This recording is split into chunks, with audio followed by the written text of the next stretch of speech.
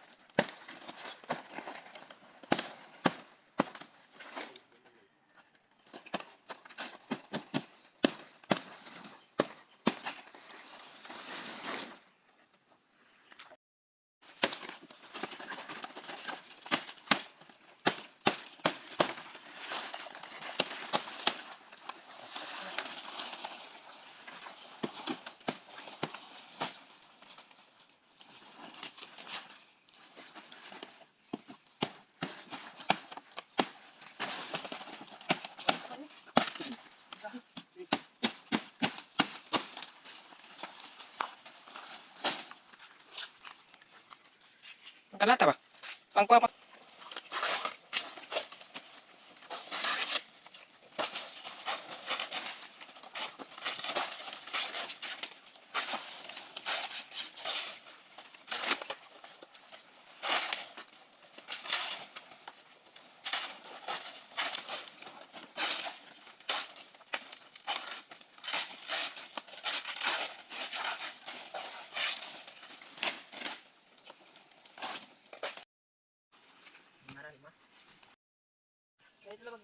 Ganito lang gawin guys, oh. Ganito lang. Pasok lang dyan. Ganyan. Ganyan. Tapos sunod-sunod lang. Para ka lang naghahabi ng ano, banig. Oh, ganito. Ganito.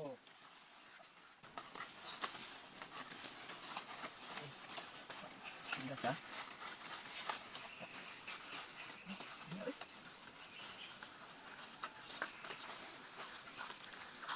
Ulitin mo lang to guys. Barak. Oh, wala na, nakita na yung ano, yung forma ng parang banig.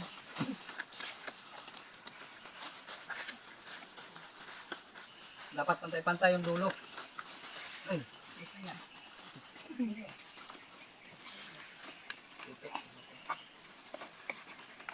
Oh, yeah. Ito na.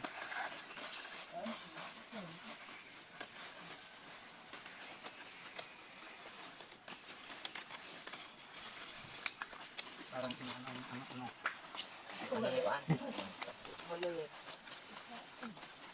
Dapat dikit-dikit para hindi malaglag yung itlog. Log ng manek. Itlog ng manok. Lagi mo pito na ito ano. Tulong nito.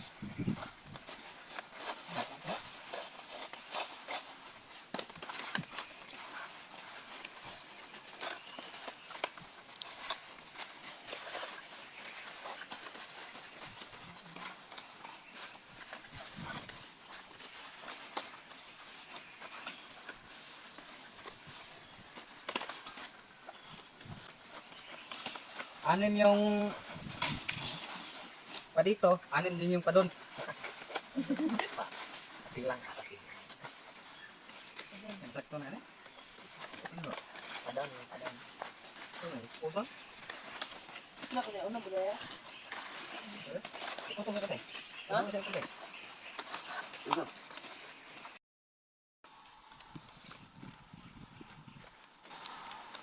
Tapos sa kaming gumawa ng ano guys, itatali naman yung bawat dulo para sa pugad. Ganito lang guys, oh. Edge mo naman ganyan. Ganito.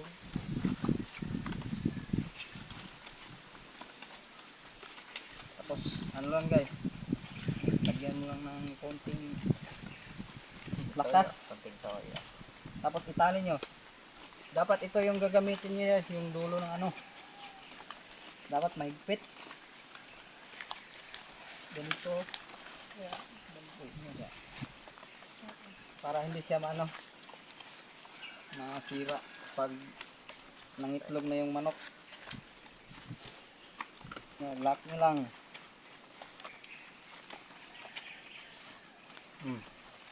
Yan na, yan. Tapos na yung isa. Kabila naman. Ay. Pakita lang natin para malinaw. Ulit-ulitin lang guys. So, ganyan. Yung magkabilang dulo dapat magsalubong. Tapos tigain nyo lang. Parang ganito. Tapos tali nyo lang ulit.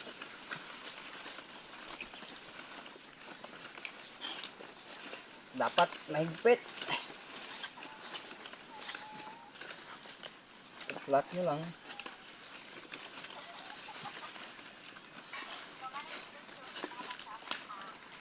Dalawang beses dapat ilak.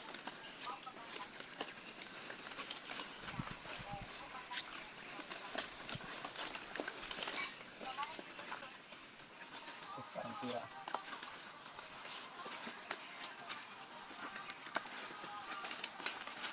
Ito naman isa guys.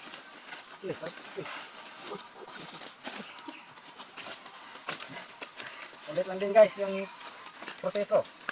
Yung bawat dulo dapat salubong. Tapos tali ulit. Yan paikot.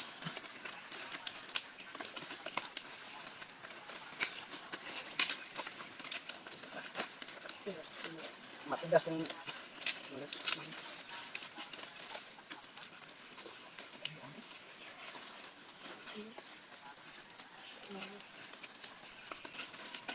matigas yung ano guys, kasi may yung pinaka ano, parang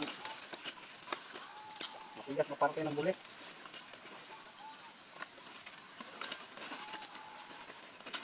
Ito na guys yung panghuli. Uy, hindi. Ano guys, oh wala na, kita na yung ano forma ng pugad.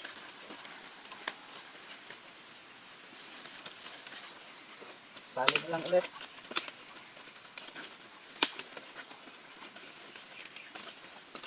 Ganyan. Tapos ano, lock nyo lang.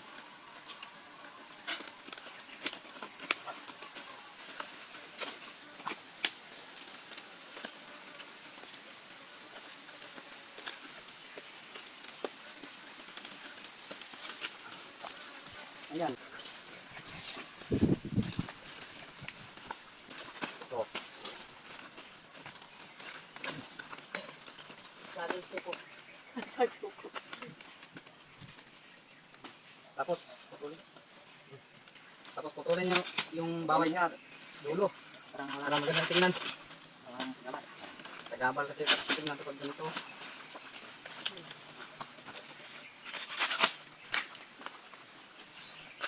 Ito. Dito ka nalak.